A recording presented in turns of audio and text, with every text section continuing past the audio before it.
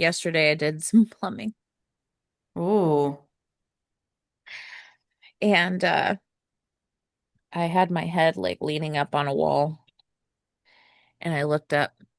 My head was here, my eye was here.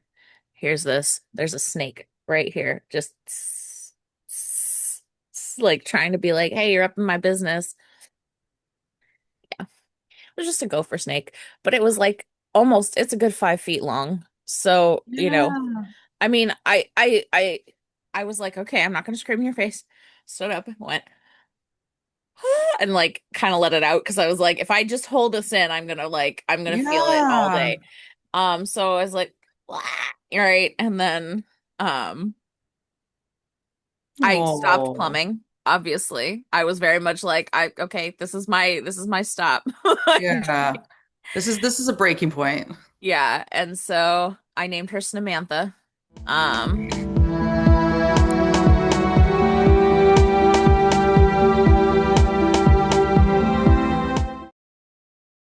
oh, hello. Harley, take a step back. Oh my God. Yeah, it's a good piece of advice. And Harley seems to agree, except Harley's like, no, take a step forward. Harley is up in the business every time I'm at the computer now. Every single time. Like if I'm talking, like if I'm in therapy, right here. Like, girl, She's just like the story's about me. I'm a it yeah, computer time, keyboard time is Harley time. incredible. Incredible. Well, welcome to Growing with the Stars, where we talk about the past, we talk about the future, we talk about stars. We talk sometimes about celebrities and politics, and mostly try to use astrology to help you make the most of your life, whatever is coming your way. Whether that is a cat interrupting your computer or the next three Something. weeks. Yeah, or the dog about to bark because my uncle's truck just pulled up. Yeah, you gotta love living and life. I'm Katie, your resident Hellenistic traditional astrologer, today with space buns. And I am Kat, and I actually have my hair done today. So I guess the Leo's out. She's like, girl, what are we doing today? Let's go. Come on, let's do some get a fork and pull some Little Mermaid. Let's go. Oh my God, the fork.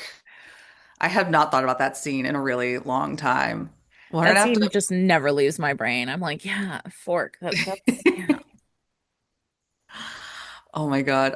Unfortunately, we are not talking about forks and the Little Mermaid. We are back to the Sibley chart, aka the United States chart, and we're going to be taking a look at a couple things. I thought we would start with looking at what is synastry or the compatibility between the United States and Donald Trump to really kind of dive off the deep end and hopefully also have some time to talk about July 4th, why the astrology of that day looks particularly intense for the United States. And, you know, we'll see what we have time from there.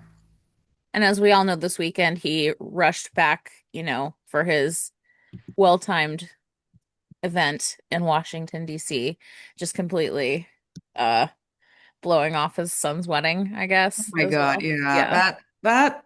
that does sound like him. I mean, it seems It, relevant to today too. So oh like my God. crazy. Like I would love to know how these two little like shenaniganizers work together to put it mildly. Yeah.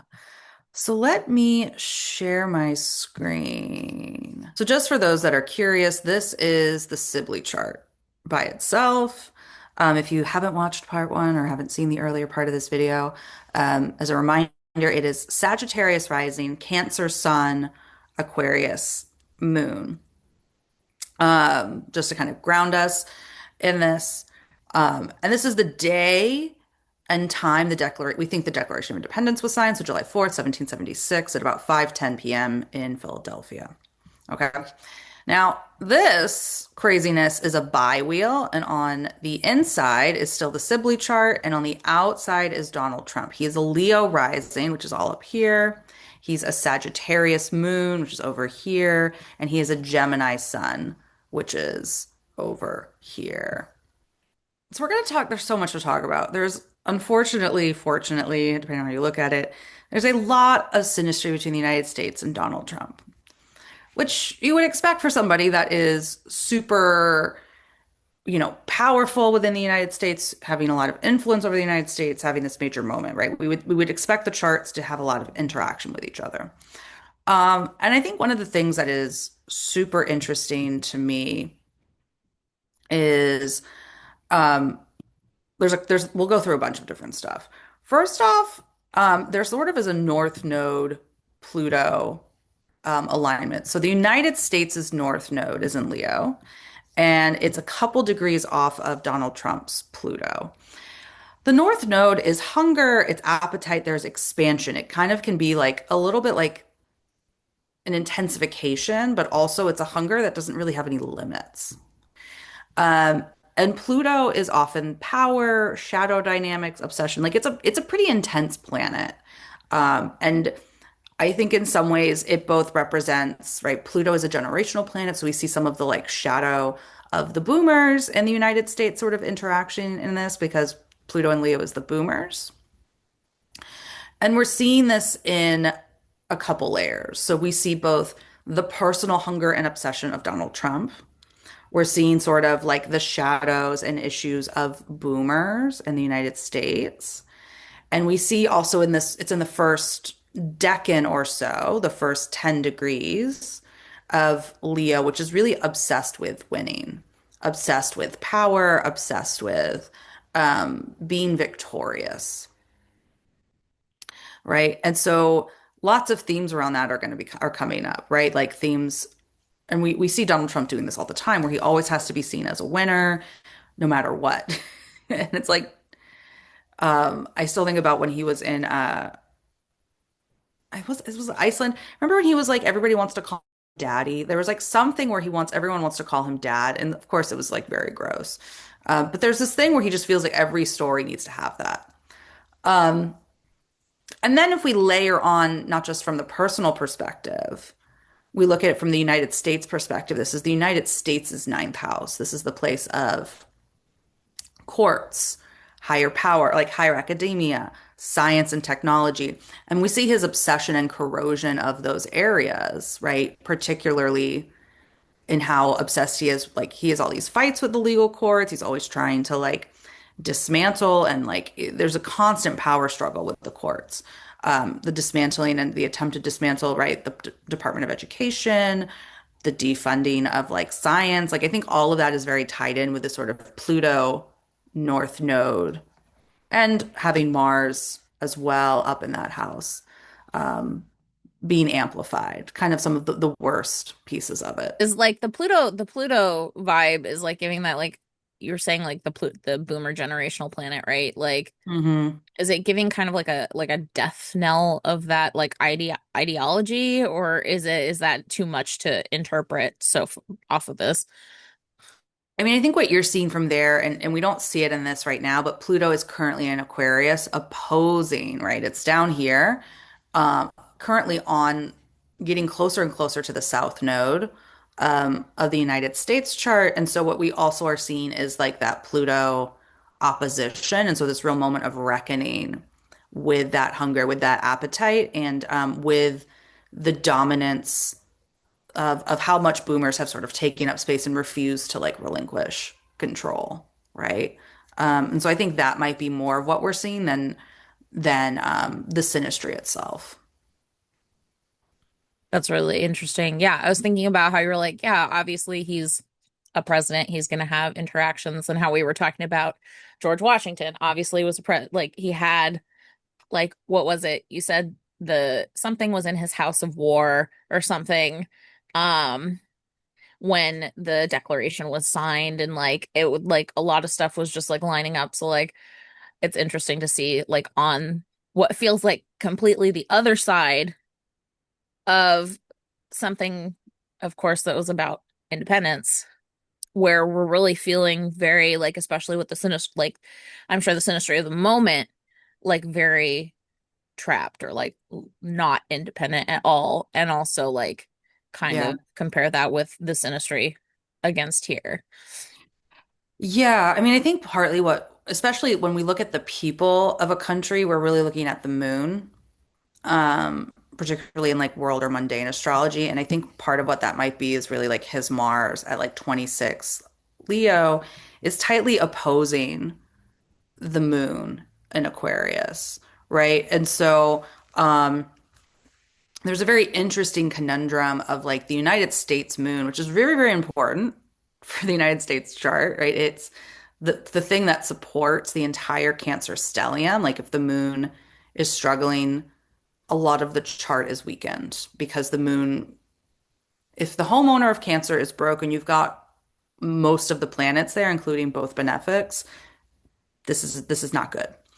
And so his Mars, the planet of war and conflict and irritation and severing, is opposing the moon in Aquarius, right? So there is this sort of his conflict, his styles, the thing that he embodies is in conflict, I think, with the people and our needs. And I think that really shows up in this opposition. Um, I think the other piece, it's kind of hard to see because I can't flip it for us really quickly, but this is Trump's first house, Leo. This Aquarius is Did his you want seventh. to generate it flipped and open it, or is that too? Uh, I can try. It's gonna take me a minute. So this is the Sibley on the inside, Trump on the outside. So right, that this is a Mars Moon opposition. So Mars is inflammatory, it's conflict, it's inflicting, I would say, like things onto the moon. Um, and and so that would mostly just feel like what Mars wants to do and what the moon wants to do are very, very different, right? Mars is, especially in Leo, is trying to take up space. Um, he's wanting to be performative. He wants to be bright. He wants to be shiny. He wants to make it about him. And the moon and the moon in Aquarius is like, I want distance. I want perspective. I want to understand things. Um, you know, the moon, and so like they're trying to do very different things and they're kind of at odds with each other. And that would feel very dissonant. Um, and I think partly why, like, I think people do suffer under Trump and under his leadership. The vibe is almost like Mars in this particular like way expresses as almost like a luminary wannabe. Not Like necessarily. It's more just that an opposition is hard. It's two people across from each other, and they're trying to do very different things, and nobody has like the upper hand typically. Mars has a bit of more, he has more dignity in Leo than the moon does in Aquarius. So in that sense, he has more dignity. But like, if the moon is looking for comfort and if the moon's looking for like wants and needs and emotional things, like Mars is not going to give that. So it is not, it's not what you want for the moon for a national chart where if you are kind of dependent on the moon. so we're kind of working from what do you say like a broke sort of situation.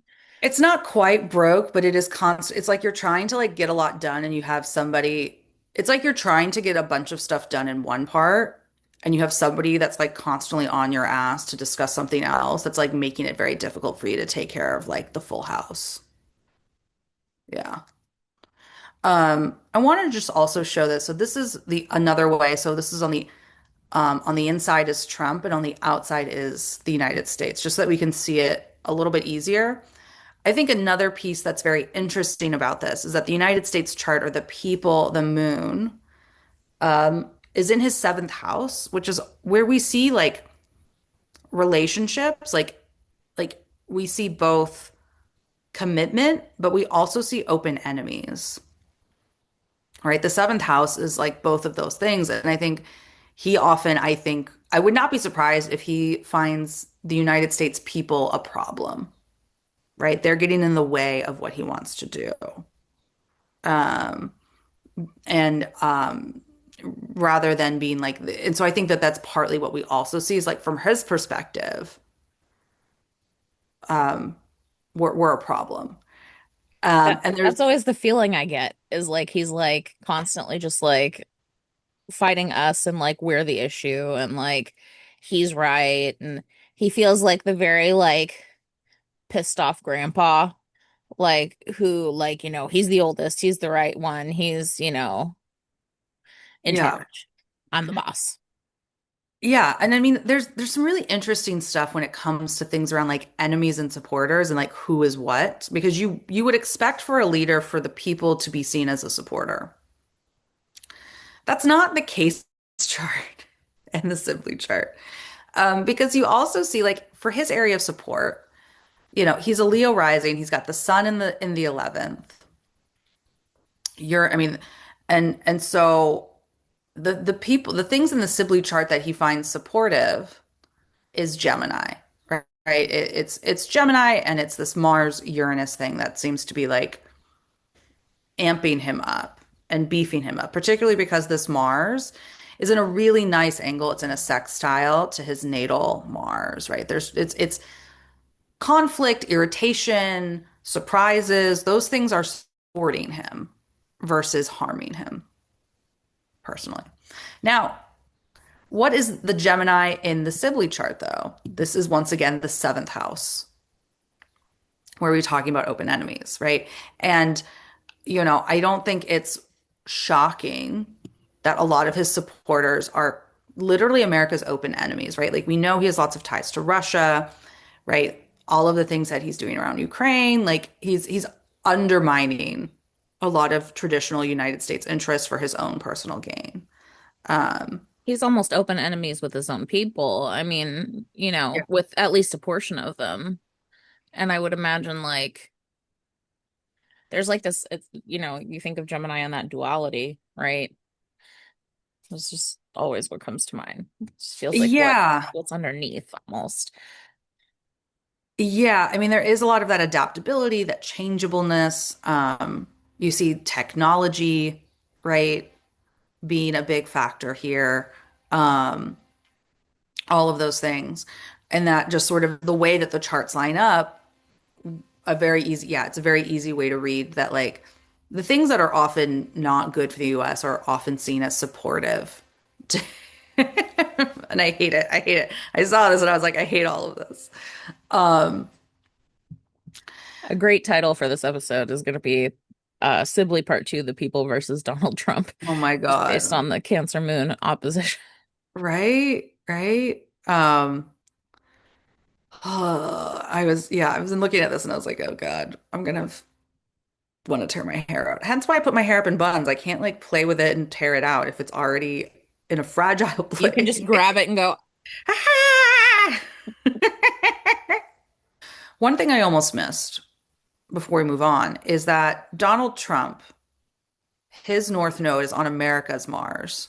So he is amplifying the natal conflict. He's amplifying the sort of soldier, the irritation, the inflammatory language, right? Because Mars and Gemini is like inflammatory words. He's amplifying that sort of instability or the parts of it that are not always super stable for the United States. Um, and that's just like something to keep in mind that like there's some very interesting like things that are kind of the two charts feed off of each other. yeah, like almost makes me think of the amplification of like international relations and like the issues there, right? Like Yeah. he's obviously amplifying our relationships with our open enemies, throwing out our old, you know, for the most part, allies, but also like amplifying like that, if we're talking about like the natal like issues, I guess, like colonization, like all of that stuff. Like he is like almost like all of the worst aspects of the history of the United States as like a human being. Yeah. Yeah. Yeah. And I think that's one of the reasons a lot of traditional astrologers will say that like the North Node, and this is more Hellenistic than we get into like maybe the medieval era, the North Node tends to bring out the worst of Mars and Saturn and is a lot better with Venus and Jupiter. And it's the inverse with the South Node. You want the South Node with Mars and Saturn and the North Node with the benefics. And that's I think just something to keep in mind that yeah, he is amping up some of the worst tendencies and it is bringing out these like qualities that are not that we need to reckon with. Um, yeah, it's not great. It's not great. So the But next episode is like how this chart and the recent chart synastry, and we talk about our reckonings or what? well, we'll see about that. We'll see what we want to talk You'll about. see how your anxiety can build up on Uh, that one. yeah. Um, but there's still more synastry between these two charts because, of course, there's a ton that we can talk about here. I also want to talk into the fact that the United States Saturn is basically, I mean, it is one of the tightest conjunctions I've seen in a really long time with his natal Chiron. His natal Chiron's at like 1454 arc seconds. That's 1448 arc seconds. And I think Or that like we, 0.6 apart or like it's so tight. yeah. And part of I think what's very interesting is that, right, this is an incredibly exalted Saturn, a lot about legals, structures, systems. Saturn loves to be in Libra. Um, and we see that it amplifies his natal wounds, his feelings of rejections, his feelings of hurt. And I think partly what we see is this like very interesting um, sort of whipping up of Trump. Like for somebody that has not done the work, like Chiron is a place where we see rejections and wounds. Chiron historically, not historically, Chiron mythologically, right, is this centaur who is rejected by his father, by Saturn, when he's born because he comes out as a centaur and the father and the nymph were humanoids. And from his rejection, he then learns from the sun and the moon, Apollo and Artemis, um, specific skills and gifts that he then teaches to others. And so there's this ability here to be a wounded healer, but also like intense synastry or transits to your natal Chiron can be incredibly activating for feelings of rejection, feelings of being an outsider. And for somebody like Trump, who is probably a narcissist, this is incredibly triggering, I would argue. And feelings of rejections, feelings that like, and so that I think that whips up some of it whips up more of his anger, and I think probably is this incredibly interesting sort of feeling of like the his wounds and the sort of the white wounds that I would argue sort of is this like moment of crystallization in the United States of this like feelings of like a lot of like how do I put this? Like it feels very like we have been suffering under late stage capitalism and sort of reacting badly to it by blaming immigrants and blaming people of color and blaming DEI when really like it's like lack of unions and lack of like actual structures and social safety nets and like government doing its job. It's also giving like the vibe it gives is CEO who only knows how to like take and suck up other companies.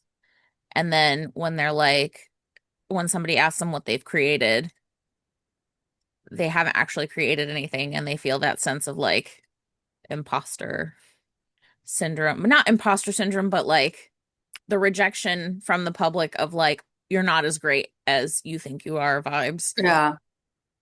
I mean, you also tend to see sometimes with this, it's like the false narrative of Libra sometimes is like, oh, we've gone too far. We need to bring back balance. We need to bring back evenness. And I think we see that too from like with a Chiron Saturn Libra, which is like we went too far with DEI. We've gone too far, like this sort of false idea that we've already fixed it and now we're like hurting people, white people. And I'm like, that's what are you talking about? We had like 60 years of the Voting Rights Act. Um, like we haven't gone far enough. You're just uncomfortable with somebody taking up more than like 15% of the space. Yeah, that makes a lot of sense. And with Um, that being in Libra, like, does that also like come back to like his legal situations as well? so let me pull up the version with him in the middle or him centered, and we'll talk about his legal stuff. Oh my Um, God, centered, his favorite place to be. I know, right? Right. Um, so sort of because there's a couple of things. So right, he's this is his version. The United States also happens to have Chiron in Aries, and we're in a Chiron return, which is amplifying his ninth house. He doesn't really have anything natally in the ninth. Um, but where I would look at for legal stuff is a couple of things. Right, we would look at legal a couple of ways. So part of it is this ninth house. Um, a part of it is also the ruler of the ninth, which is that Mars. We've been talking about that Mars quite a bit already. Um, So it's like and highlighting his education wisdom house, and he doesn't have any. This is a hard episode to get into with not making smart ass remarks. I'm sorry. no, I mean, why not? I mean, I think the fact that like, the Chiron, the fact that we're in a Chiron return is just sort of amplifying that natal story. Um, and just it and so much of like the legal stuff is just very much about his own choices and his own embodiment and him trying to get his way all the time. um and I think his sort of Mars Uranus of it all is deeply destabilizing as well. And so I think we're just seeing it in other places, and sort of it's the like legal is sort of a consequence of him going after what he wants. It's a consequence of how he understands support and getting support, and that it just happens to be that it undermines a rule of law for him. It's just an obstacle in the way. I don't know why, but someone posted that scene from the very last like Pirates. Well, okay, the third Pirates of the Caribbean movie, the last one. If you know, you know, right? Um, but the scene where Cutler Beckett is just like the ship's just blowing up around him, and he's like, "It's just good business. It's just good business," and like the ship is just exploding all around him. It's just like that is the vibe it gives, big time. Yeah, yeah. I mean, I think you're completely correct because it is a lot of like, you know, destruction and as just part of the game, or it's no big deal. Um, there's one other, I was like looking at my notes. I'm like, what, there's some other stuff I really want to talk about. And I'm gonna jump Please around do. a I'm little bit. sorry if I'm like, there's No. so many questions. Like, it's just so fascinating. This is one of the like, it's a very different style than what we've been doing. And so I'm like, oh, good, wait, no, tell me more. This is so cool. Like, it's all cool, but like, this is very much like, tell me more. What's the deal? Like, get into the business. Let's do it. And Rip the bed apart. we're gonna, and the interesting thing too, so like, there's a ton of like emphasis on Cancer in both of their charts, right? This is the Sibley, this is the eighth, Cancer's the eighth house in Sibley. For Trump, it's the 12th, right? So I'm just highlighting that there's 8th, 12th overlap. And there's something very interesting to me when we see that, where it's like this idea of the United States financials, right? The eighth house is like kind of taxes, debt, the things that we owe others. There's also a lot about mortality there. And that is related to Trump's hidden enemies and his own undoing, right? Some of this could be very much around COVID, right? And thinking about like literally so many unnecessarily people, like so many people could still be alive today if it wasn't for that, right? And his handling of it, I think is in sort of his own ego and greed and like the things that he cares about being like focused, right? So I think that there's also just like watching him really be a restriction on the eighth house in the United States. Let's go back again. So, right, this is the United States has benefics here. Venus, Jupiter, right? The sun and Mercury are not benefics, but it's a very positive place. He has Mercury and Venus here, but also Saturn. And so I think it's interesting that like one for the particularly the planet of commerce, Mercury, his Saturn is very restrictive. And I think one of the things that we see is him undermining sort of the American dollar as being the reserve currency, which has been a really critical piece of our own financial underpinnings and like partly why we're able to like be successful with like trillions of dollars of debt. Like literally, the world basically floats and survives and makes money off of our debt. And his instability, his aggressiveness, his going after whatever he wants for whatever he can do, like his own personal problems and vices, this very 12th house place of undoing, is also restrictive and harmful to literally the United States and our ability to do that, right? That ability to be sort of the reserve currency of the world. And I think that's something I'm particularly nervous about as we currently still have Jupiter in Cancer as I'm recording this. When Jupiter leaves Cancer and by transit, there's a lot less stabilizing sort of that eighth house for the United States, the eighth house, like the economics of it. And so I do worry about what that's going to look like once Jupiter is no longer in this really beneficial place for us. Um, because Trump has never been good for our economy.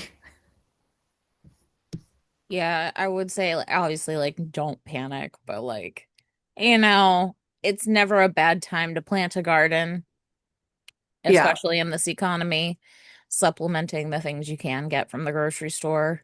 Like for example, I think it was Del Monte went broke or something or went bankrupt and had to pull out like so many of their cling peach trees, and so now you can't even find the canned peaches on the shelves or anything from them. And so like that's I mean like those are the kinds of like preliminary I feel like things that might Yeah. be Or you just, know picking up a little extra like dried goods yeah, in a full like pantry. don't go crazy, but you Yeah. know Yeah. community is the most important. 100%. Obviously, like even according to this, like right, we have our moon in Cancer and The moon's in as an Aquarius. Aquarius for the blah blah blah blah. Why did I say Cancer? Because I'm still thinking of Cancer. It's Well, not we've been talking Mercury about a retrograde giant yet. stellium. Yeah. Mercury's not retrograde. We can't blame any of that. No, it's just me. It's just me misspeaking. But yeah, we have our moon, our people focused moon, right? So let's just be people focused, right? Focus on the people. Don't worry about too much Yeah. what the government are doing. Although it is interesting to note how much, like you were saying, like we were a successful, for lack of a better, whatever, term, company as a an entity, as a nation, right? And it's interesting to see this person coming in and like revealing like the how do I put it? Like, okay, take Xander from Buffy. He gets away with a lot, right? As like this nice guy, white guy, because of the social currency he has with his friends, right? And so he, gets away with like, if you look back at that, you're like, oh my God, that's disgusting. Like, I would never, like, now, right? Yeah. But because of the social currency, like he was able to just like vibe out in a group of people. That's how I feel like about the United States is like we had so much like social currency. We had this sort of like big idea, Moon and Aquarius, right, of who we were as like a Yeah. nation, but also like the perception of other nations. And you said, I think, is that in the eighth house? So, let me share my screen again. Which would kind of like, to me, like hide that like truth, right? Like Well, the we can real, get not into the it, but I reality. think it's actually more the Neptune in the 10th. So the Oh. moon's in the third, and we have all the stuff in the eighth. That's like the finances. Mhm. Um, and when there is this sort of Neptune in the 10th whole sign house, which is the sort of vision and being known for this idealism, being known for this something that's the fantasy, right? And I think we do that on a lot of levels. Mhm. Hollywood as being a huge cultural export, the sort of fantasy and illusion from movies, but also sort of the cultural fantasies and illusions of how we want to present ourselves as sort of like the big brother of the world and the protector of the world.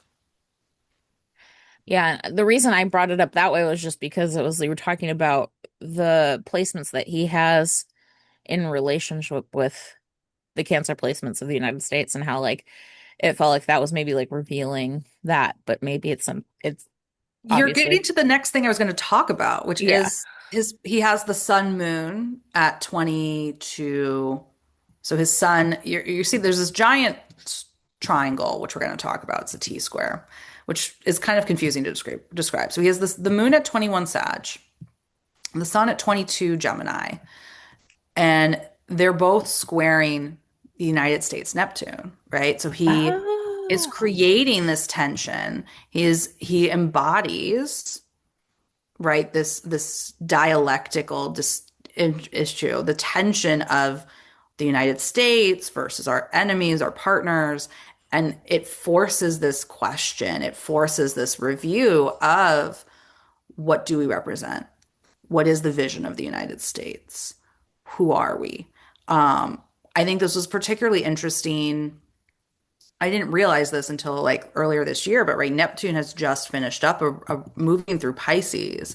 And so, particularly as he was, I think, I'd have to look at 2016, but I think around then we would be essentially having a pretty tight grand cross where transit Neptune would have been down here. His stuff was doing this. And then you would have had basically all four angles being activated, being pulled in different directions. Who are we? Where are we going? What are we doing? Neptune is no longer there, but there is still this like issue, right? That's still being very much played out whenever he's there, which is like really a moment of forcing us to reckon with our own fantasy of ourselves and also forcing the world to force to reckon with the fantasy of us, particularly. That's crazy. That's like so visible, even as you're explaining it, but it's actually not what I thought it was that was giving us Yeah. away. I like that. But it's there. It's obviously there because otherwise, I mean, I'm not like, right. I was like, I ain't gonna see that by myself. To me, this looks like noodles, some lines. I'm getting better at Yeah, it. it's difficult to see it all. And there's definitely even more here that we're not going to necessarily like all discuss, but I do think it's really, really fascinating. Um, where, people, on the one hand, you can say that like Trump is terrible and he's a completely horrible person. And I would say absolutely. I think he's, in some ways watching him, in my opinion, allegedly, he looks like someone that is going through prefrontal cortex dementia, where he is slowly losing his ability to regulate. He is slowly losing his ability to remember things. Like he's clearly on a cognitive decline. It's not enough, but it feels in some ways ironic that a man that is obsessed with his own image is slowly losing control of his image in real time. But that is the tip of the iceberg, I think, for what this man should experience for the harm and retribution, for the harm that he has done to so many and continues to do. Yeah. Um, and being a man in his, I think, early 80s at this point, or around 80, he's not going to live forever. And if and when he does go, that doesn't necessarily mean that we are done dealing with his legacy and wreckage. And I think that's maybe part of the hard thing of seeing sort of Neptune being involved in this way. Like, this isn't, you don't just get to cut off the head of the snake. I was just thinking that, you cut off the head of the Hydra, but three more grow back. Exactly. Um, and while I don't really know that there's anybody that can like maintain the hold on the party that he has currently, um, he's if we do not reckon with who we are and we do not reckon with the tensions that this has brought up, we're never going to become the nation we actually aspire to be. I think part of the ugly truth is like, right, like as much as there are or is a younger cohort of people, right, who are like, okay, we want to change things, we want to do this, we want to do that. The sort of reveal is that, yeah, like we as the people, we can do that down here, but like up here, this is like revealing that we really never had as much control as we thought we did.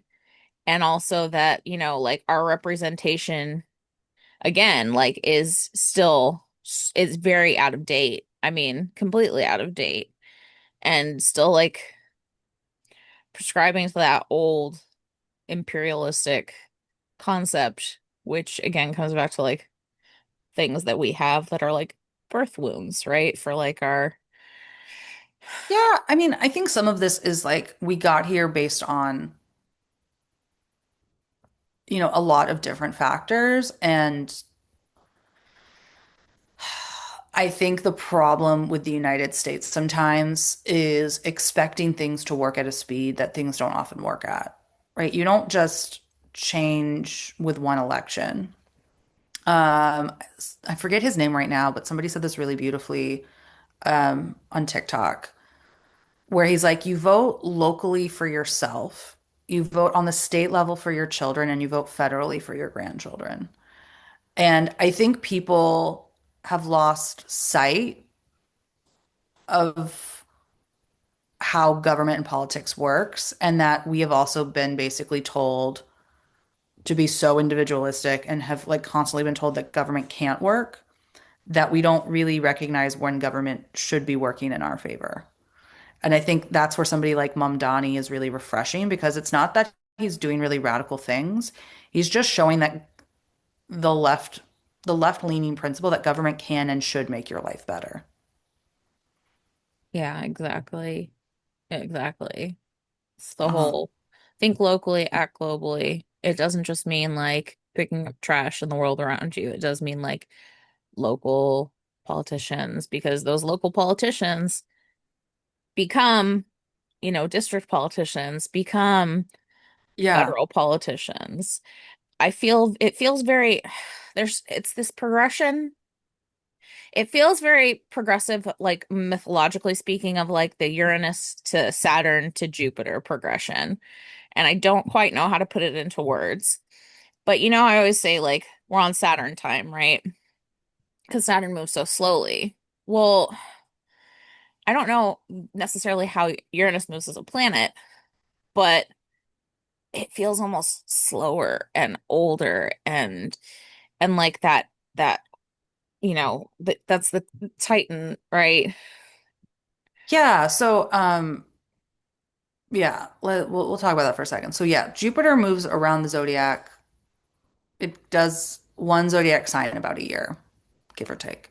Saturn's every 2 to 3 years. It moves, changes signs. Uranus is about 8 years a sign. Neptune's about 12, maybe 14. Pluto varies pretty widely, but it's even slower than Neptune. It has more of an elliptical orb or rotation, so there's some signs where it's much longer than others. Pluto's like Um, underworld time. It doesn't make sense. yeah. And so Uranus,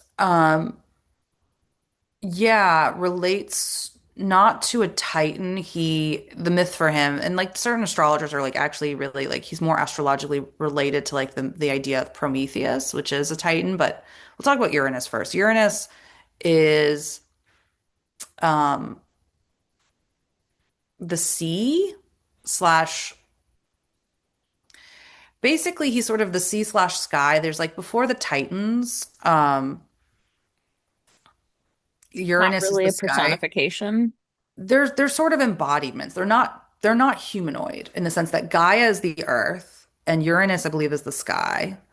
I'm mixing him up with the Aphrodite myth. But and when they get together, they have the Titans, the first sort of, gods. Um, Saturn, Kronos, overthrows Uranus and basically literally emasculates him. He cuts off his member, and his member falls into the sea. And like separates Earth from sky to like allow space for the Titans. And then the Titans sort of are ruling the Earth until Zeus and his kind of group comes and overthrows Saturn.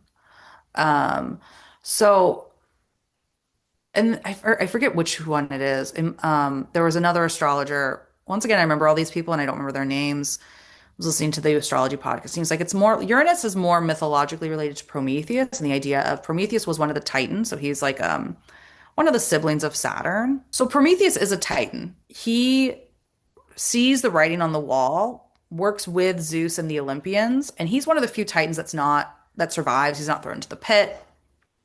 Cool, cool, cool.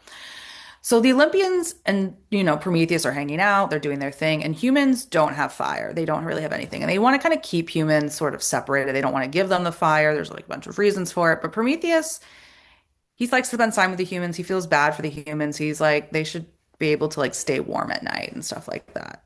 He disobeys Zeus and sneaks fire down to the humans. Zeus finds out and is pissed.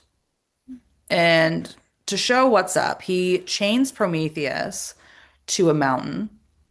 And every day an eagle comes and eats Prometheus's liver. And every day Prometheus's liver grows back. And this happens over and over again until I believe Hercules in one of his labors rescues Prometheus, and Prometheus is sort of done atoning. Um, but Prometheus and Uranus have a lot more in common in the sense of like this idea of technology, of innovation, of curiosity, of rebellion. All of those things are more Uranus themed than the sort of idea of the sky god and sort of the sort of staticness of that part of the mythology. So Uranus is more like primordial chaos almost. Yeah, he's innovation. We discover Uranus as the European world's discovering electricity during the Enlightenment, right? These sort of big ideas and changes often come up with him, and like ideas that can be incredibly destabilizing to the status quo, right? He's not stable. And I think you can really see that in the fact that like Trump and Trump's ideas are not very stable, right? Trump He's a has the very Sun Uranus stable conjunction. genius. I don't know what you're talking about.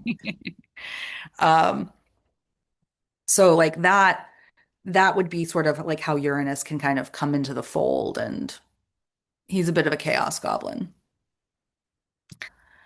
I also we can pivot. I think we have time to talk about July 4th and why I feel like this is a pretty intense day for the United States. And then maybe we'll end today there. Seems like a good call. Also, freaking just it's like crazy. I'm like, let's just talk more. What's he doing? What's going on in there? If I were this crazy man, the amount of like charts I would be running of every person I met to see if anybody was in my house of hidden enemies. Oh Like, yeah, he and Elon Musk are their own. They both are supported, but yeah, they both light up each other's 12th house so bad. It's completely wild to see. Yeah, I do think that they ultimately are each other's destruction. Um, yeah. But but when? But when, Katie, I when? know. I mean, when I look at Trump's chart, let me see if I can pull it up. Oh, I will be shocked if he survives the fall of this year. I'm not saying that he wouldn't survive, but like, you're giving us something to hope on. so he's got a lot of health issues. Let me share this real quick. He's got a lot of health issues. And he is going into a particularly, let me just do this, make that a little better. Is He's that going to a, Syzygy? yeah, he's going into a year where his Mars is much more active, and Mars in the solar return is not looking super great. Um, Mars is generally the most challenging planet in a day chart like this. So he's going into a ninth house perfection year. Um, Mars in the solar return is up in Taurus, which is also weaker than his natal Mars, which also highlights difficulty. Um, I just imagine, and he's also an eclipse baby, so he's born right around a lunar eclipse, and we're about to have eclipses in Leo, literally going to be tightly conjunct his ascendant, if I'm remembering it correctly, this summer. The likelihood of this man having another serious health issue that could be the thing that tips him over is pretty high, in my opinion. It might not, be enough to put him in the ground, but it's enough to, I think, pretty severely impact him. And he's also so weak. He's already kind of so, I think, fragile in ways that we aren't fully seeing that like I will be very shocked if he lives past this year. I've been wrong before, I'll be wrong again, but like I've been watching those eclipses and being like, I would be doing a lot more to take care of my health than he is doing. And he's notoriously a bad patient. I mean, Like just doesn't looking at follow some of those orders. pictures that I've seen, I think there were a couple where that were, we'll say allegedly, right? His legs were so swollen, and you have the hand bruising. I mean, to me, that's like indicative of cardiac issue, big time. Yeah, we're also Um, starting to see the swelling in the neck, mhm. which it's bad if it's getting that high up. It's really bad. And his hands are swelling. Like the fact that it's common to see this, I mean, once your swelling gets that high, it's really hard to do much about it. Yeah, I mean, it can be, it'll take you out. The fluid Yeah. will take you out. So if, especially him being notoriously a bad patient. Oh, the one other thing I wanted to ask you actually is if you wanted to pull up that 2016 chart to see if you could find that Grand Cross. Oh, yeah. Oh, let me see. Me putting things down and moving things. Okay. Ba, ba, ba, ba. That's crazy. I'm still thinking about Neptune. So I'm probably not going to be able to show the exact Grand Cross, but what I can probably show is like because that's like three charts on top of each other, which I'm not doing for my own sanity's sake.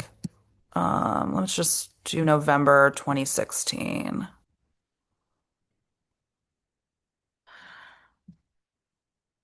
Oh wow, it's actually pretty early.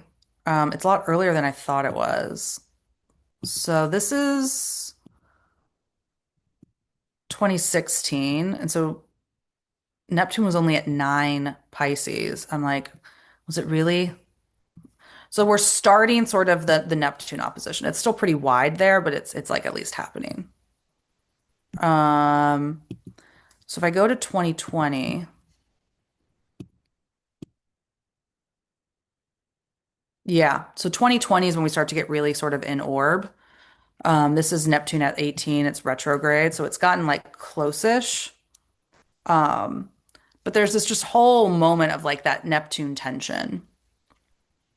Um, and then when we to this is fun. It's the best 2024. part.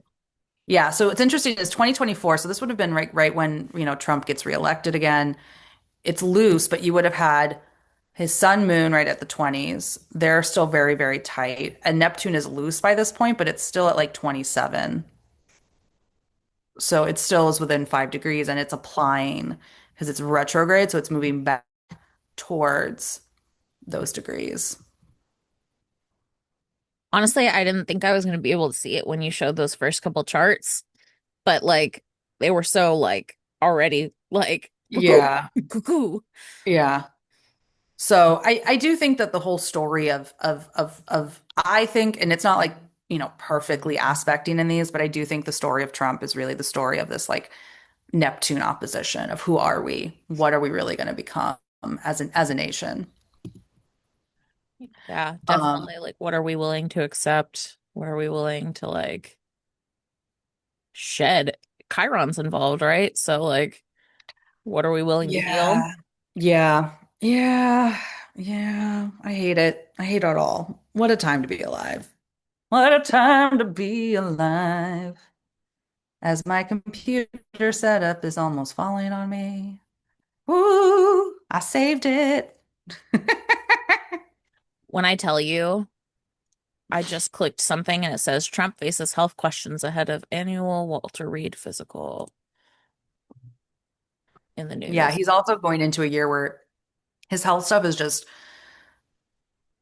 it's not hidden. It's just very, very present. Yeah, his 80th Undeniably so. birthday next month. Yeah. June 14th, he turns 80. Let's I mean we can talk about his solar return if we want to dig into it. Oh no, it's okay. We can get into that or we can get into July. It's up Let's to do you. July. I Okay, have so many good notes on July. that's good. So the thing that's I want to kind of ground us in initially is I don't usually like to be a person that is alarmist. I don't think that's super helpful. I do think that this chart is a lot. On the inside is Sibley, and on the outside is fourth. I think I just pulled it for Washington, D.C. It's like don't the timing, the exact time of the angles and the moon, not as big of a deal in this chart.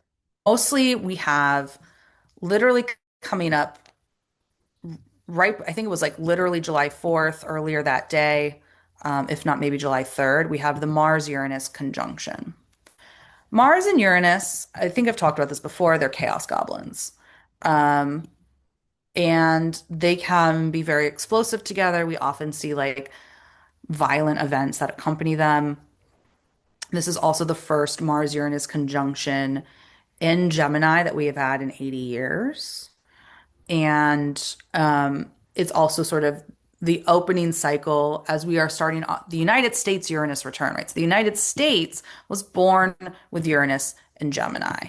We were not born during a Mars Uranus conjunction, but we were born a couple weeks after one um, because of how quickly Mars moves. So I'm not liking to see something like that, particularly in the seventh house of where we often see like open enemies, right?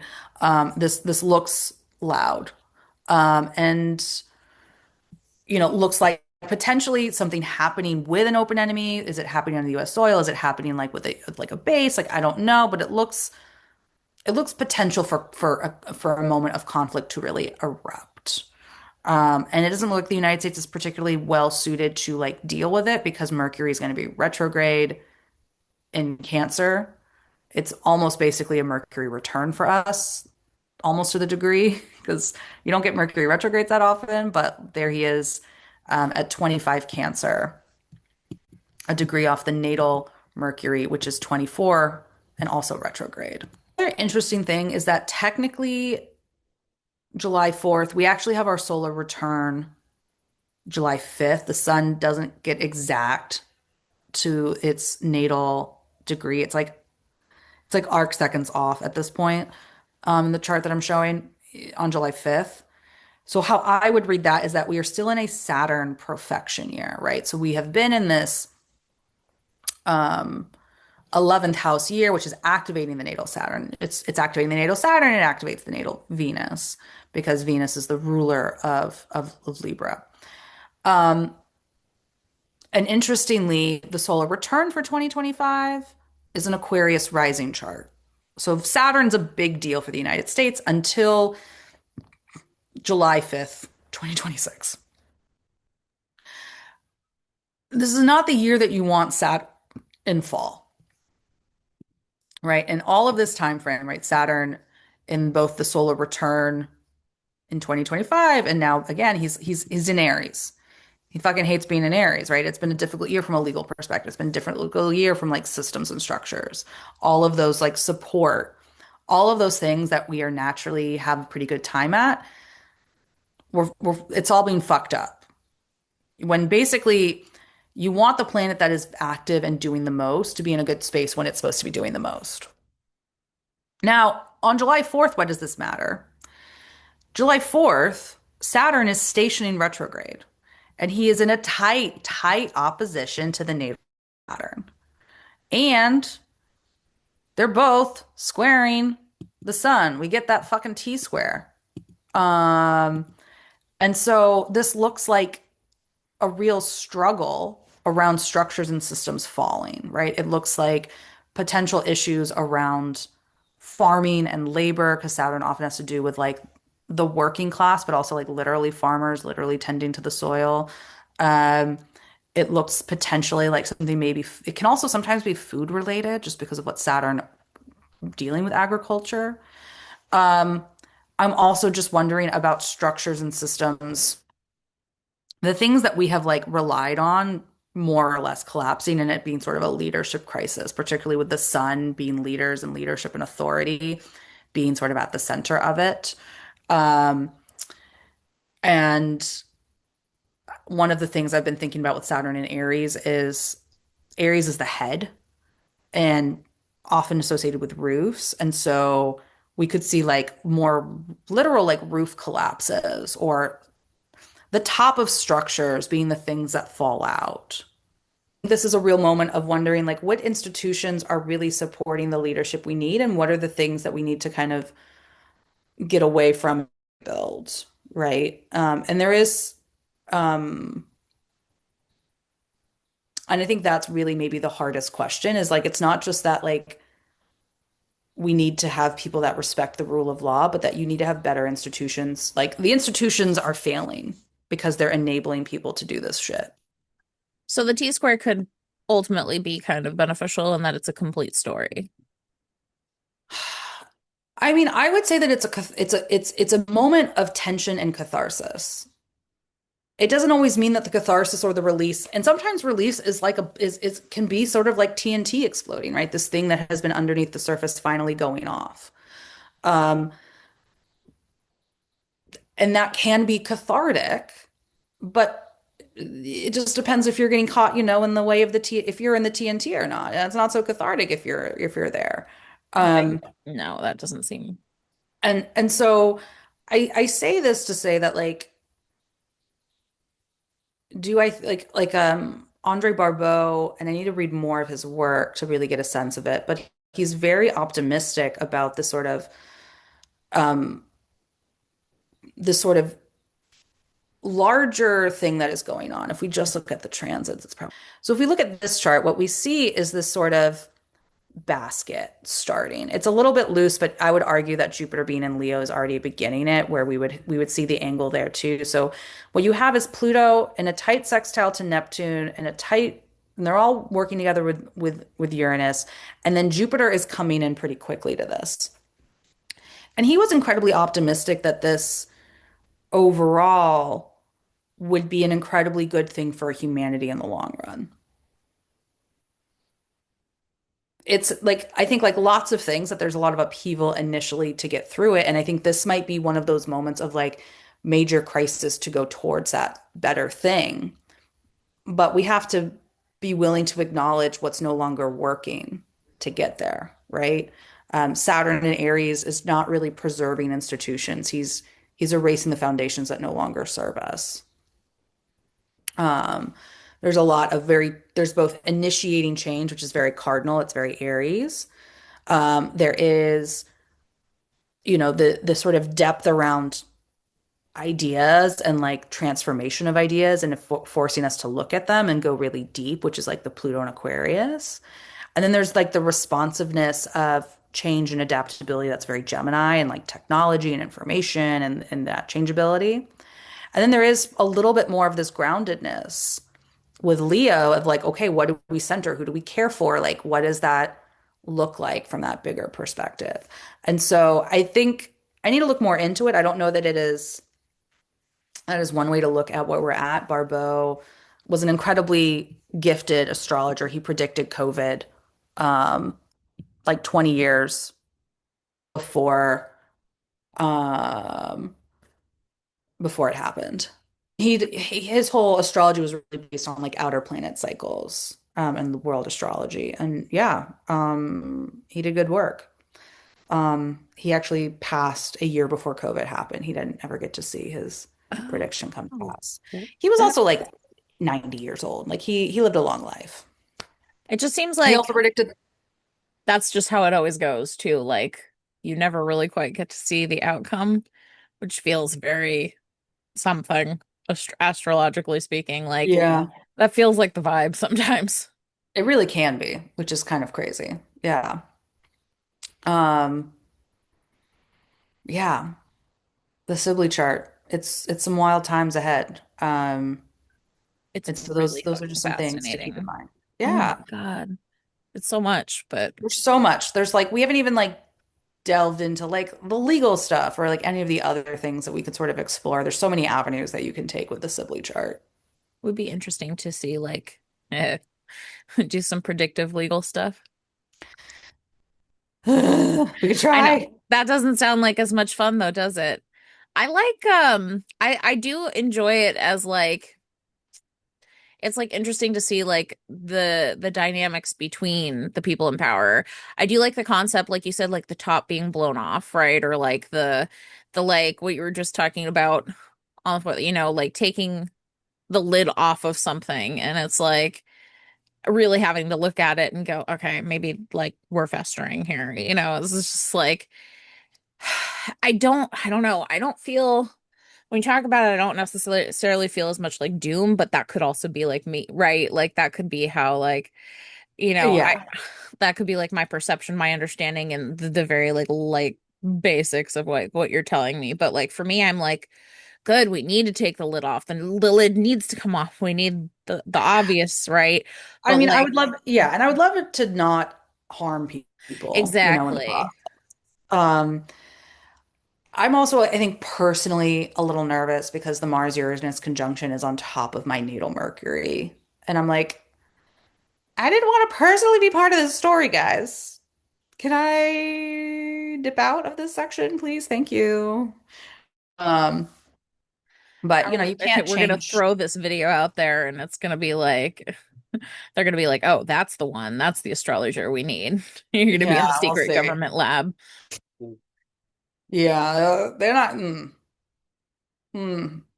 I don't. Not this government. They ain't getting my skills. No, Good luck, exactly. buddy. Here, you can be Um, my secret government lab. It's okay. yeah, I'll start my own. My government perfect. of Farmlandia. Listen, if I get to hang out with the cats, done, sold. Cats, chickens, Samantha. The garden snake, Samantha. I will. Me and Samantha will have a peaceable distance in our relationship. The You, cats and I will cuddle. you don't want to go eye to eye with a snake, tongue to eyeball. Oh, You know, thought about it. No, I'm good. I'm good. Thank you. Appreciate the offer. it's okay. Yeah, no. Ugh. Oh, Oh. it was the farming. The farming. I think because you mentioned like the agricultural aspect, right? And I'm Yeah, thinking I think about like Saturn. Yeah. yeah, we're so agricultural as a nation and people don't think about that. Like we have so much agriculture. Well, and I think the thing that people are also really not realizing is just like the Strait of Hormuz fucking with the fertilizer access. And I don't know how much of that really fucked with planting. And like that will have massive implications 6 to 9 months from now. Um, so yeah, there's a lot of like I think agricultural systems potentially at play. I mean, Saturn relates to that, relates to labor, relates to the elderly. Um, I also think that like so much of the West Coast, particularly California, is a lot of agriculture, which people forget about. It's kind of like the bread, like the farm basket of the United States. And particularly the astrology is very loud for California, and the West Coast, also by some astrocartographers have been mentioning that. And so it's just like, unfortunately, looks pretty loud for us. Um, so But yeah, that's just I'm gonna wrap us up, at least our formal episode. That's what we're seeing right now with the Sibley chart. There might be more parts to this coming. We'll figure that out. Um, but until then, we got you doing the best we can. It's all you can do, and we'll see you next time on the internet. bye.